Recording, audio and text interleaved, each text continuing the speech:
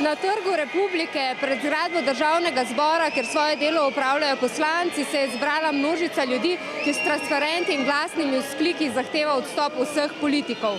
Na protest lahko pride vsak, ki želi na tak način povedati svoje mnenje. In med protestniki smo opazili tudi vaše vrstnike, ki so prišli v spremstvu družine. Jaz sem prišla z očetom in mlajšim bratom in mislim, da smo tukaj zato, da ker protestiramo proti politikom in hočemo izboljšati razmere v državi.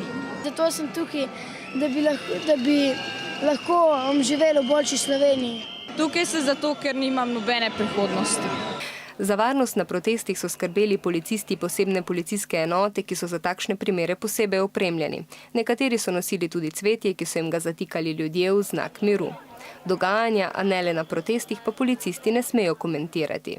Ne dajem izdelka. Policistom je pomagalo tudi 9 službenih psov in 8 konj, ki so se za to delo šolali, zato dobro prenašajo trušč in poke.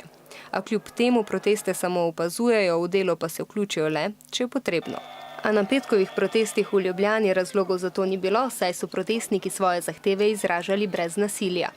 Le nekaj metrov stran od demonstracij pa je protestniški duh zamenjal vonj po praznikih.